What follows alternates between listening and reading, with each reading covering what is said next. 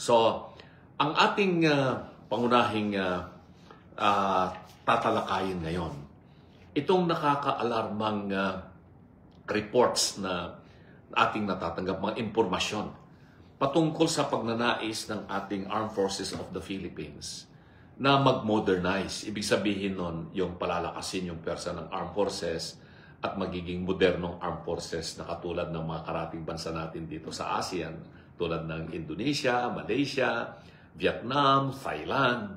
Yan, napaka-moderno na ng kanilang mga Armed Forces. Pati na rin Singapore, kahit na napakaliit na bansa yan, moderno-moderno yung kanilang Armed Forces dyan.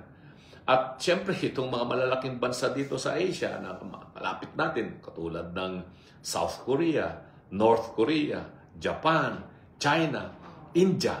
Ito yung mga malalapit na bansa sa atin, napaka-moderno ng kanilang mga Armed Forces yan. Pero sa ating Pilipinas, bakit napag-iiwanan yung ating Armed Forces of the Philippines? Bakit hindi ma-modernize yan? Alam po ninyo, nung ako po ay nagtatrabaho pa sa House of Representatives, sa Kongreso ng Pilipinas, bisang legal and technical staff, isa po sa batas na pinasa ng Kongreso na tayo po ay isa rin po doon sa naging katulong nila sa pagbalangkas ng batas na yan, ay yung Basis Conversion Development Authority. At doon po ay pinayagan ng pamahalaan na mabenta yung Fort Bonifacio, yan yung Global City na napakamodernong lugar. Yung Camp John Hay, yung sa Subic, doon sa Clark, Puro Point La Union. Yan yung mga base militar sa Pilipinas na pinayagan ng pamahalaan na i-privatize, kumbaga, yung development yan. At yung magiging pera na makukuha dito sa mga basis conversion o paggamit sa pribadong sektor ay gagamitin sa AFP Modernization Program.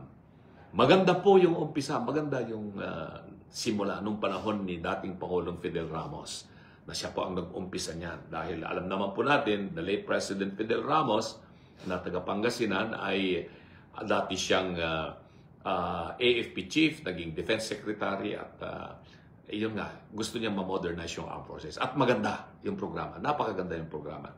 Nagkaroon ng konting aberya yan later on. Nung ang Pilipinas ay tumanggap ng grant galing sa USAID, yung United States Assistance for International Development, para pag-aralan kung ano yung tamang proseso o gagawin para ma-modernize yung Armed Forces of the Philippines. Alalahanin nyo sa mga balita ngayon, galit na galit si President Donald Trump sa pinaggagawa po ng USAID, yung malawakang corruption na nangyayari dyan sa Amerika, dyan sa USAID. Kaya yan, nagkaroon ng aksyon ang Amerika na itigil muna yung USAID, yung ginagawa nila kasi karimitan yan ay sinisira nila yung mga ibang bansa. At dyan sa pag-aaral na yan, na ginawa ng Amerika, kung paano mamodernize yung Armed Forces of the Philippines, ay nawalan ng balanse yung naumpisang programa nung panahon ni Fidel Ramos, ni President Ramos. Kaya, instead na mapabilis yung AFP modernization natin, hindi gumalaw, hindi bumagal. Bakit? Kasi doon sa pag-aaral na ginawa ng USAID, na pinunduhan yan, kunwari, ay ipinagpipilitan nila na ganito yung programang dapat yung gawin at kontrolado ng Amerikano, yung AFP modernization. Alam na alam po yan ng ating mga nasa militar kung bakit hanggang ngayon, pagkatapos ng 30 taon, hindi pa rin na-modernize yung ating Armed Forces of the Philippines. Yan. Mayroong bumabati sa akin yung mga taga-Pangasinan, mga kamag-anak ko ito siguro, sina Jason Lambino. So, okay naman tayo, mga kamag-anak diyan sa Pangasinan. So, ito ngayon, mga kasama sa Team Suka, ano ba ang nangyayari sa ating bansa patungkol po sa food security at national security? Mahal na mahal masyado yung bilihin.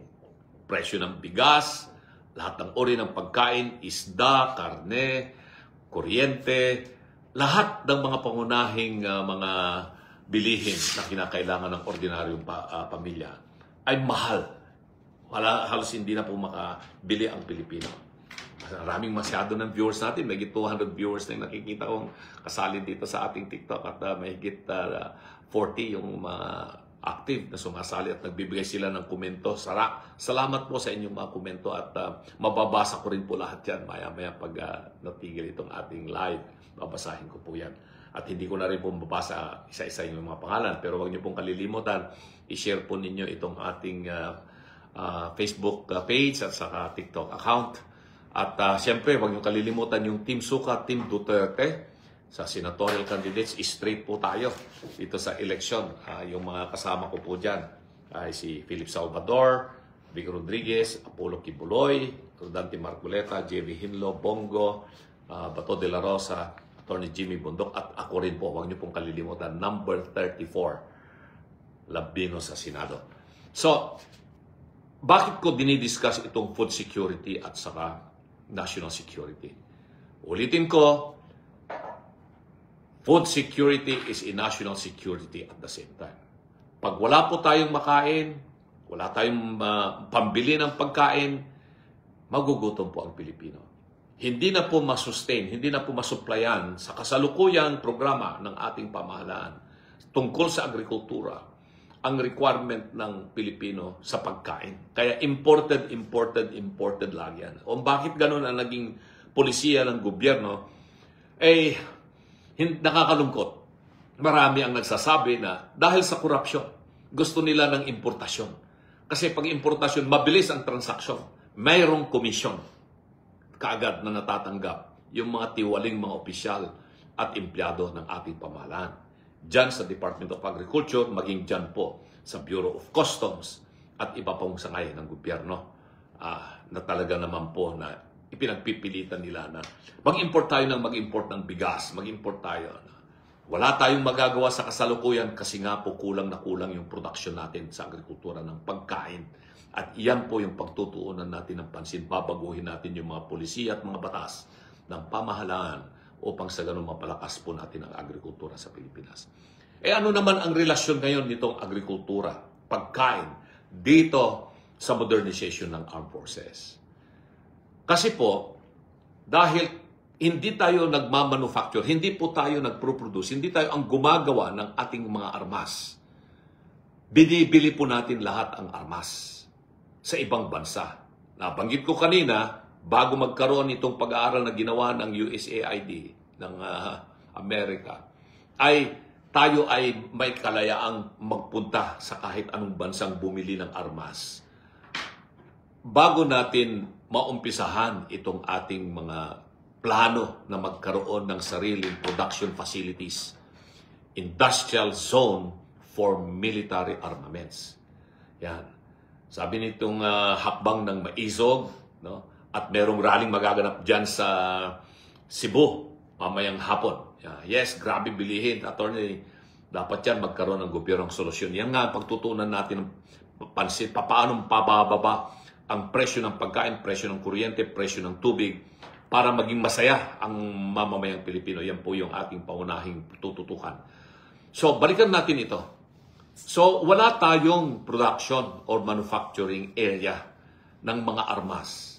Kung hindi, bumibili tayo ng armas sa ibang bansa. Dati, sabi ko, nakakapamili tayo kung saan tayo bibili ng mga armas.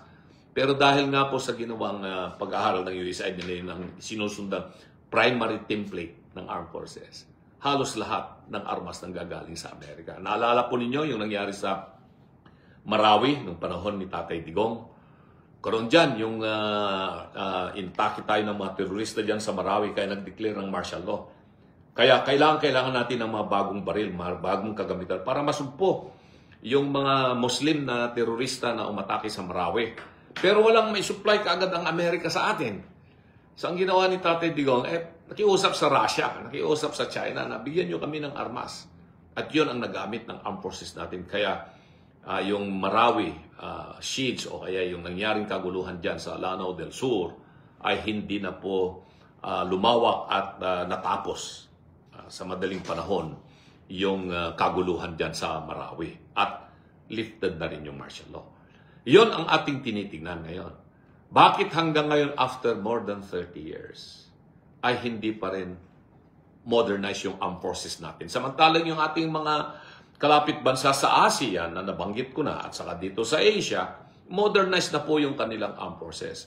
Diyan sa Indonesia, ginagawa na po nila yung kanilang mga barko dyan. At gumagawa na rin sila ng submarine. Katunayan, bumili pa rin tayo ng barko sa Indonesia. Laking barko yung binili ng ating Philippine Navy. Bumili tayo ng barko sa South Korea. Laking mga barko yan. Ang problema, andyan yung barko pero wala namang pagpaparadahang port. Ibig sabihin yan, hindi makalapit itong mga malalaking barko ng Philippine Navy sa mga existing na puerto na makadaong sila. Ang nangyayari tuloy, itong mga barkong ito ay patuloy na umaandar sa gitna ng dagat. Hindi mo rin kasi pwedeng patayin yung makina ng barko kung nasa gitna ng dagat at hindi nandoon sa puerto. Kaya, anong mangyayari niyan? E di siyempre, madaling masisira rin yung mga bagong mga barko na binili ng Pilipinas sa Indonesia at saka sa South Korea. 5 barko po yan na malalaki. Yung ba yung klaseng programa na sabihin natin, mamomodernize natin yung ating armed forces, masusustain natin yung sustainable development and modernization ng armed forces kung bili lang na tayo ng bili ng mga kagamitan. Kawawa na po ang bayang Pilipinas. Ang sabi nga nila, pag mayroong transaksyon na ganyan na bilihan, may komisyon. No? Tingnan po natin yan, itong mga programang ganito, para maiwasan natin yung mga sinasabi ng ating mamamayang Pilipino. Kasi gusto nila kaagad kumita dahil may komisyon na nanggagaling doon sa mga nagbebenta. Sabi nila, normal na raw na kalakaran yan, na kung may binibenta, may kumikita. At kung magkano ang kinikita, depende na po yan kung anong klase ang binibili at binibenta at sino ang nagbebenta. Ngayon, ito ang nakaka-alarma. No? Noong April 2024, napaulat yan sa mga pahayagan. At yan ay sinasabing bumili na ng Pilipinas ng itong tinatawag nilang BrahMos. Ito BrahMos missile. Ito ay mid-range missile ito. Nagawa po sa India. Gawa sa India itong BrahMos missile. At makikita po niya, i-search po ninyo sa inyong internet yung BrahMos missile, India-Philippines missile deal. No? Magkano ang binili natin sa India na missile? $375 million. $375 million. So magkano yan sa peso? Mga 20 billion pesos yan. At na-deliver po yung mga missile na yan dito sa Pilipinas noong April. No? April. Sa anong dahilan bakit tayo bumili ng missile? Sabi ng Armed Forces, sabi ng Defense Department, kasi pinaghahandaan natin baka sakopin ng China ang Pilipinas. At dahil sa ginagawa nila dyan sa West Philippine Sea, alam nyo po, masalimuot na usapan yan, yung West Philippine Sea.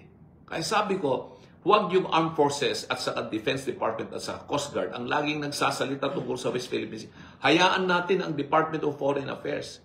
At ako'y nananawagan na sana ang pamahalaan natin ay ang gawing pangunahing ahensya na nakikipag-usap sa China sa tensyon na nangyayari dyan sa West Philippine Sea ay ang Department of Foreign Affairs.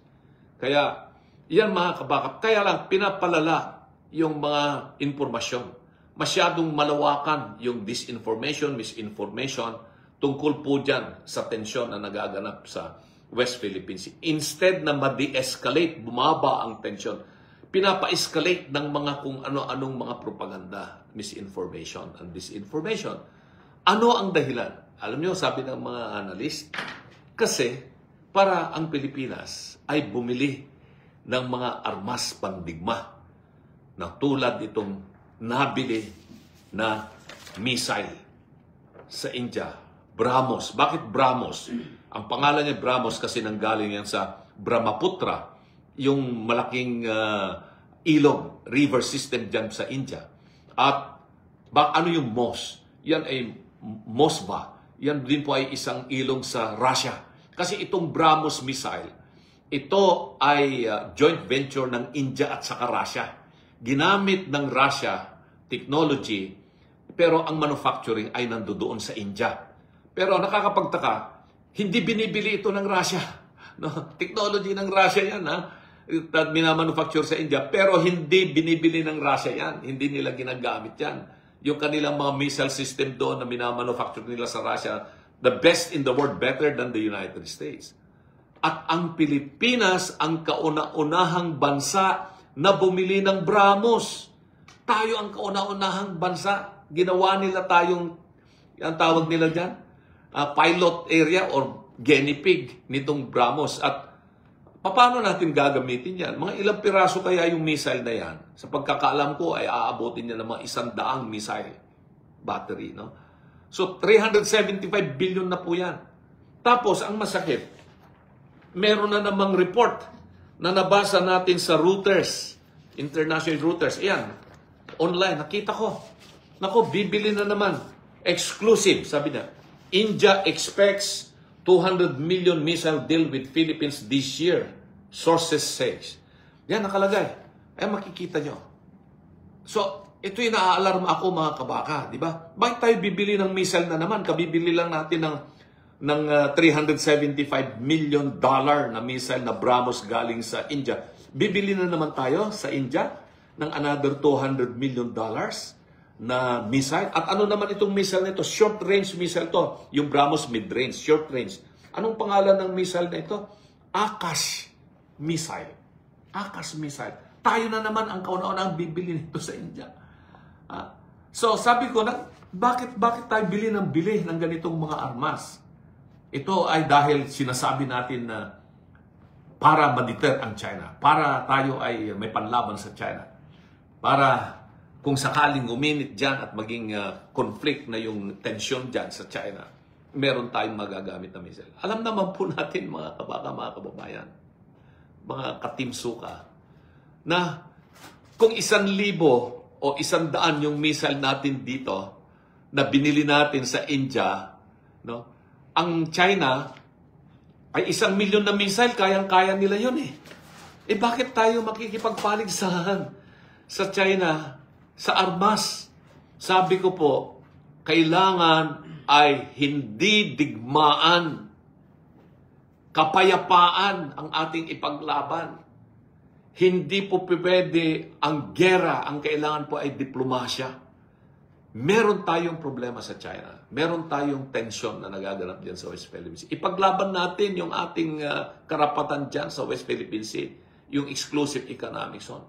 Pero wag natin pong gamitin itong tension ng Pilipinas at saka China dyan po sa West Philippine Sea upang uminit ang usapin at magiging popular sa sambayan ng Pilipino yung pagbili natin ng mga armas na katulad nitong mga missile na ito na galing sa India. Magagamit ba natin to? Siyempre gagamitin mo lang ito kung may gera, kung may digmaan. Gusto ba natin yun na magkaroon tayo ng digmaan? Magkaroon tayo ng gera? Uulitin ko po ang posisyon ko po dyan. No? Ayaw natin ng digmaan.